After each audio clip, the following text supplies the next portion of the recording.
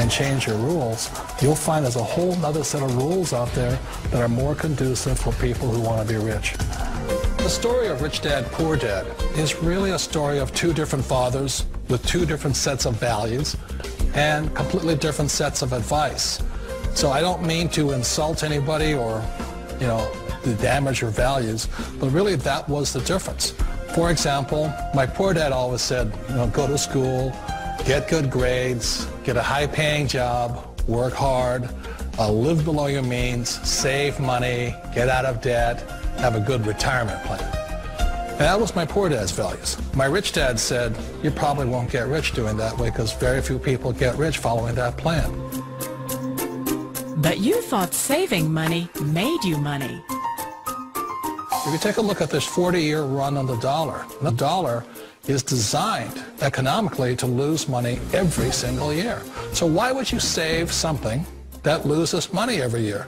And what this means for somebody on retirement plans is that after you retire, the value of your dollar goes down and your cost of living keeps going up.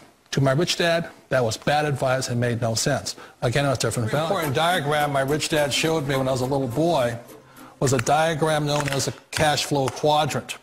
And the quadrant is made up of the 4 different people who make up the world of business. So my rich dad said, in the world of business, there's E's. And E's stand for employees. An employee, he says, you can always tell who they are by their core values. And what the employee, whether the president or the janitor of the company, will always say the same words. The words are, I'm looking for a safe, secure job with benefits. That's what makes them an employee, because their core values are security. The other one of the 4 is the S, or the small business owner or the self-employed. And again, their core values will cause them to use the same words, which are, if you want it done right, do it by yourself. S means they're also solo. They're generally one-person act, or they operate by themselves. On the right side of the quadrant are the B's. And what Rich Dad said the B stood for was big business, or like Bill Gates. Forbes defines big business as 500 employees or more. And their words are different. They say, I'm looking for a good system, a good network, and the smartest people I know to help run my business. So they're unlike the S. They don't want to run the company by themselves. They want smart people to run their companies for them. And then the 4th of the quadrant is the I, and I stands for investor. These are people who have money work hard for them. These people are people who have people work hard for them. And these are the people that work hard for the rich here. So early on in my life, it was my poor dad who always said to me, Robert, go to school and say get a high-paying job. And so my poor dad's core value was to be an employee. He wanted job security, promotions, a steady paycheck, and all this.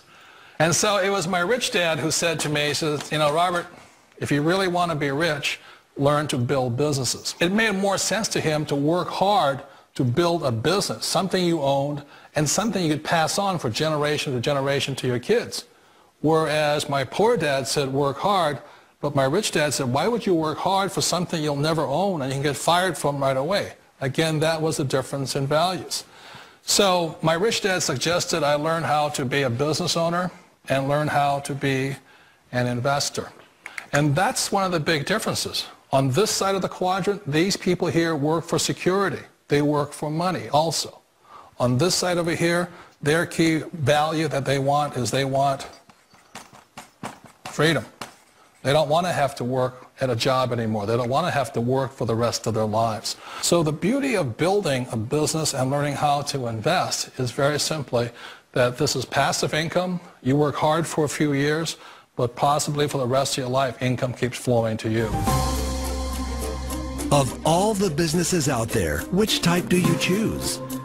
One of the reasons I consider a direct selling business a perfect business is very simply because the company will work with you to get the business skills that make you rich. Always remember that it's not money that makes you rich, it's business skills. And that's why it's a perfect business. They'll take as long as you like to get the skills to make the money. And that's a lifetime skill thing. The other part about it is the low startup costs. Where else can you get in for under $500 and get these skills? For people who want to make the shift over to the B quadrant, which is what I would recommend for people, One of the beauties of a network marketing company is that you can do that for a very low price. And that's why I talk to people about considering network marketing.